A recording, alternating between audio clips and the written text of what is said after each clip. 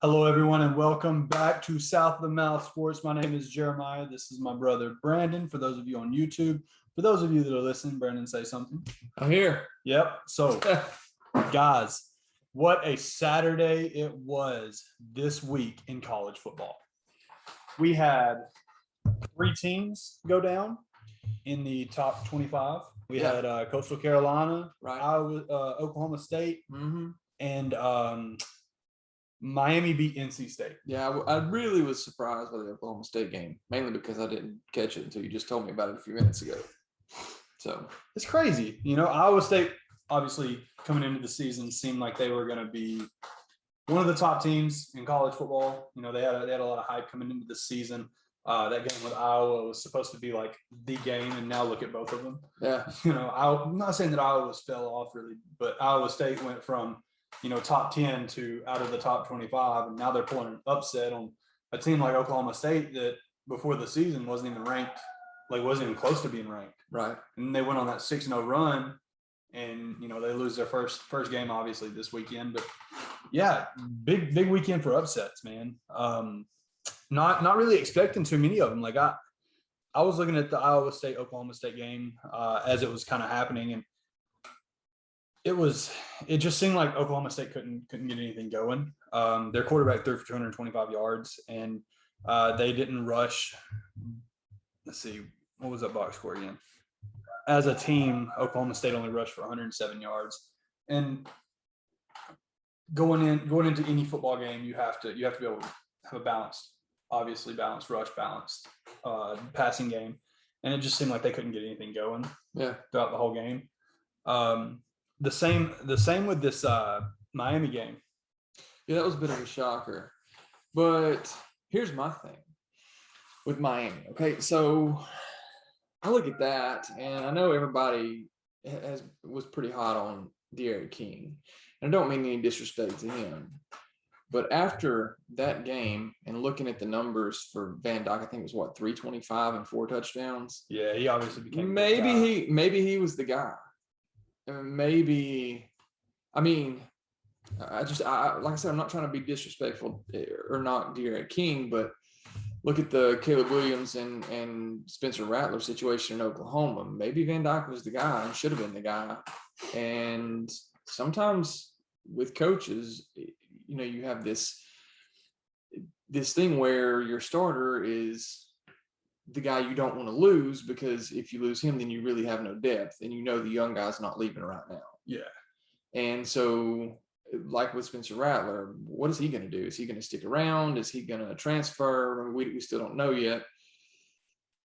And Lincoln Riley's taking a big chance by playing Caleb Williams, but I think he's making the right call, obviously. Yeah. But going back to Miami, I mean, this thing with Van Dyke, I mean, I'm not saying it's good that D'Eriq King got hurt, but for the future of the program and what they need to be able to compete offensively, maybe he's the guy. Well, he doesn't turn the ball over. It doesn't seem like he makes better decisions. It's one of those things that coming into this season, everybody had Miami so hyped. Miami was going to be the U of 2000. They were going to have the Ed Reeds of the world and be that team that sent 17 players in the first round.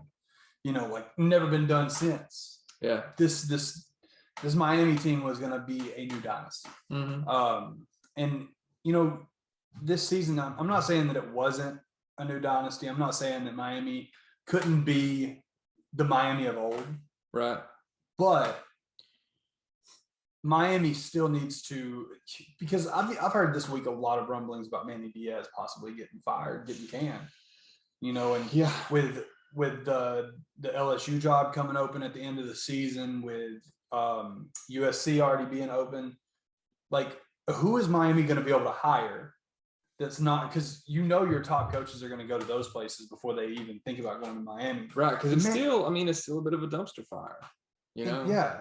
But Manny Diaz hasn't been there, 3 years now, 4 years max? Which is a huge issue in college coaching right now. Yeah. Why are you getting rid of people before they have a chance to really build a program? You really can't stack it up against a Saban type of success, because it's just the Saban success is unnatural. You know, You don't have that. I mean, and if we're being realistic, I mean, that 2009 championship should not have happened. No, it was just people buying in. Yeah, Is really what it was. It wasn't necessarily that the people bought in. It was the seniors, those guys that were recruited before Saban came in. They bought into his system and said, "Okay, we're going to win football games." You know, so when when Mark Ingram and Julio started making their name, you know, you're seeing these young dudes step up and be the focal point of the offense. It takes a weight off of these seniors, and they can just play football. yeah, You know, and so we're seeing something very similar happen in Tennessee right now. There with Josh Heupel, he's got that, and then the same thing with Sam Pittman. yeah. There's competitive football from teams that really don't have the talent level of other teams. Like Tennessee played Alabama really close yesterday for 3 quarters. And then something 28-7 in the fourth quarter. That was a whole different ballgame. Exactly. It's wild, man. What about? And I'm going to switch gears here, just out of nowhere. How do we feel about officiating over the past, specifically over the past like 2 to 3 weeks? There have been so many, maybe questionable is the best way to put it. Like the change of possession in the Arkansas on that fumble, clearly a fumble. Yeah, you talking about last week when it was Arkansas, Auburn. Yeah, Auburn. Yeah, that was one of those. I'm so mad at how the officiating, because what they said was that his forward progress stopped. Right, so he had fully stopped, but they didn't blow the whistle dead. Right. Then he gets thrown on the ground. So but as he's being thrown, the ball's coming loose. Right. So then let's take that. The whistle didn't stop, but his forward progress, the whistle didn't blow it dead, but they ruled it based on his forward progress being stopped. Yeah. Now let's go to this week, the Oklahoma game, right? Caleb Williams, forward progress wasn't just stopped. They had this guy going backwards. Caleb Williams reaches in, jerks the ball out after he's already handed the ball off to the guy. I didn't even know this was even a legal move. Jerks the ball out of the guy's hand and then takes it for like 2 to 3 yards for the first down on it's like a 4th and 6. But was his not clearly stopped? I mean, they didn't blow it dead, but so that's the thing. You got one review over here that says it's not a change of possession, and one that says says it is a change of possession or not a fumble because it was because it was right, play was stopped because the forward progression was stopped. And then you have a different review, albeit they are 2 different leagues, SEC and Big 12, and 2 different officiating crews and 2 different review booths. I get that. But that's my point. Like, there needs to be a standard. Yeah, there's no standard. There's no significant standard. And same thing with targeting. Oh, my goodness. It's so inconsistent across the board. How are these players supposed to really understand or know what to do? They're really flying blind on a lot of this stuff. What about the absolutely clear first down for Tennessee against Ole Miss? Yeah. Granted, they got the ball back and had another chance before the end of the game, but if you watch that, one where they start throwing mustard on the field, right? Yeah, I mean that was in the review. It is so obvious. I know it was close, but well, you had the same thing. You had the same thing with Bryce Young yesterday, right? He's running the ball. He fumbles it into the end zone, then falls back on top of it. Right. That he may not have came up with the ball at the end of that scramble or whatever it was, that scrum to get the ball. But you can clearly see that when he fumbles the ball, he's the first person on top of it. Right. Secures it enough that you can tell that he's got possession of the ball in the end zone. Exactly. And for a long enough period of time, you can make that decision. That's one of those plays, though, that they could have easily said, no, Tennessee came up with the ball at the end of this, so it's obviously their ball. And even though the call was confirmed and Alabama still scored a touchdown, you see those things that KJ or not KJ when Bo Nix or that dude fumbled the ball in the Auburn game. It clearly changed the dynamic of that game. Right. And I'm not saying that like that one play specifically had every effect on the outcome of that not. game. I mean, but it took the breath out of Arkansas. Right. And you could see it in the players. It was almost like they just gave up at that point. Yeah. And that's something I haven't seen in Arkansas this whole year. Mm-hmm. Their defense is grit and grind. Their defenses fought to the tooth and nail till the very end. Even against Georgia, they were still fighting. Right. They gave up 37 points, and they were still trying to stop them. Exactly. You know, and it just seemed like with Auburn, Arkansas couldn't do anything. And you know, like it's so frustrating, man. I think that we need clear rules on forward progression, what that looks like, because sometimes, you know, receivers will catch the ball past the first down marker, but they'll run 5 yards back, and then have to go back. You know, and I don't think it should be where you catch the ball. I think it needs to be where you're stopped at. Because I don't remember who it was, but the only time that it really makes any sense is because in the end zone, if you're crossing the plane, that's the end zone. Like, it's literally titled end zone. Exactly. Like, you're done. Right. But a first down, like, you could run all around that field, but if you end up behind the line of scrimmage, which, you know, that may just be me thinking crazy. Like, I don't think you should really run around the whole field, guys. I'm just saying, like, in general, if you run and you get 5 yards past you get a half yard past the line of scrimmage, you catch that ball in your motion coming back, and you don't, like, you can't clearly tell where it's at, you still need to be able to go to that first down. I don't care who you are. Yeah. You know what I mean? So, but even with the targeting rule, right? You know, we have, if you lead with the crown of your helmet, and you lower your shoulder and all this other stuff, and you hit them in the head, helmet to helmet contact period should result, because Malachi Moore had to sit out that Texas A&M game. Well, I was watching the Kansas-Oklahoma game yesterday, and I cannot tell you how many hits I saw. Probably a minimum of 5 or 6 that could have been thrown for targeting, but they weren't. Nothing. And it was on both sides. I'm not saying it was one or the other. I'm just saying it wasn't just that game. It was a couple, but I just remember that specifically.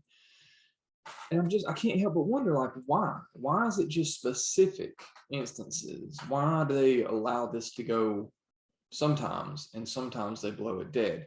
It's just so inconsistent, and it makes zero sense. And it seems to always happen in some of the most important moments times of the game. Yeah, like when somebody's about to score, or a 3rd and long, you know, or a 4th and 1, or something like that. You know, and that's also, if you've noticed, this is also when major holding calls happen. And almost every play, if you're paying attention, almost every play you could probably throw a holding call on. Yeah. Almost every single one. Well, so the whole thing about holding is you have to get, you know, you can only be inside a square like 11 inches across the chest, and then you can push right there. But if you have the jersey in any way, shape, or form, and what they're looking for is if you broke free and I'm still doing this, right, that's when they're going to call the holding. But these dudes are getting way out here, grabbing and like jerking around, you know, and that to me should be a holding no matter what. You'll see face masks go, and you'll see, I mean, pretty much every ball that's thrown up in the air, you're going to see pass interference of some magnitude. Right. But like I've seen pass interferences where the dude's literally running like this right here with his hands. He's facing the other guy, and he's running like this right here, but the receiver has to jump into the defensive player. Right. And the defensive player gets called for a pass interference when he's not even intentionally making the contact. I saw a couple of those yesterday. Like, you can't call that. Right. Like, that's a dumb pass interference. And a couple of those were on uncatchable balls too. Yeah. And that's another thing. Uncatchable balls, getting pass interferences when the ball is 10 yards out of bounds. It's one thing if you grab somebody and throw them to the ground, even if it's uncatchable, that's unexcusable. You know, that deserves a flag. However, if you're both running, it's a little, you know, handsy or whatever, and they're gonna throw a flag. I mean, but like I said, it always happens. Several times. It always happens on important plays, and I can't remember what game it was. It was like a 3rd and 12, but I can't remember which game I was watching because I was also doing some reading while I was trying to watch football yesterday. But anyway, and there's a throw to the outside, and the flag was thrown around maybe the 10-yard line, but the ball sailed clear out of bounds into the end zone. So there's no way anybody was catching it, but the receiver ran into the defender. And then the defender got called for a pass. Right, exactly. Yeah. And see, the receiver, when he ran into the defender, they were both running this way. Like, well, for those not watching, they were both running straight towards the end zone. And when the receiver realized the ball was sailing off out of bounds, towards He just started turning. right, he veered into the defender. And so then they threw the flag. And I'm watching it, I'm like, the defender did nothing wrong here. And even if there was some kind of, fighting for the ball, it was uncatchable. There's no way, I mean, even if he could have got his hand on it, he couldn't have landed in bounds because it sailed out. So, like, but because of that flag, that They get 3rd and 15 some yards. became a, 1st and 10. right, exactly. And they gained 15 yards on the And penalty. the So, difference, some penalties, some pass interferences become spot of the foul, right. which makes no sense either, because like, how do you determine if it's a spot of the foul versus, just a regular 15-yard penalty? Yeah. It don't make no sense in general, in my opinion, which, we did grow up basketball fans. We kind of picked up football throughout the years. And so a lot of this is speculation for those of y'all listening and those of y'all watching. We're still learning the game of football just as much as anybody else. But I've noticed even in my own personal understanding of the game of football, I'm watching defenses and I'm saying, oh, this dude took 2 steps forward when he should have took a step back. Right. I noticed yesterday with Alabama's defense, our middle linebackers, the first step that they do, or the first step they take, is in. And you're always taught your first step needs to be back, because you can run faster forwards than you can backwards. Right. And so that's why the middle of the field gets left open so often, is because a lot of people are taking that up the middle.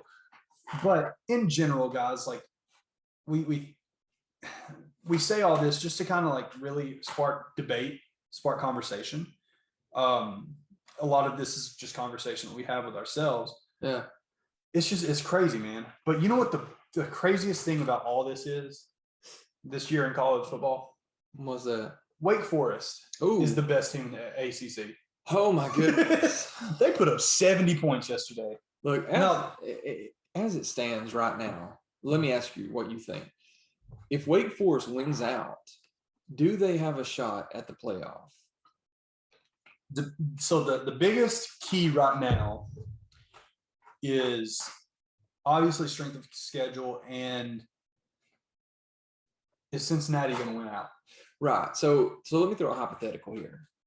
Hypothetically, we know that Georgia is most likely, unless they get upset by Florida this coming weekend, which it could happen, but not as likely as it would normally be. But this is probably the best chance any team has to upset them would be Florida this weekend in the Swamp. Well, because of it being a rivalry game, it's kind of like Alabama playing Auburn.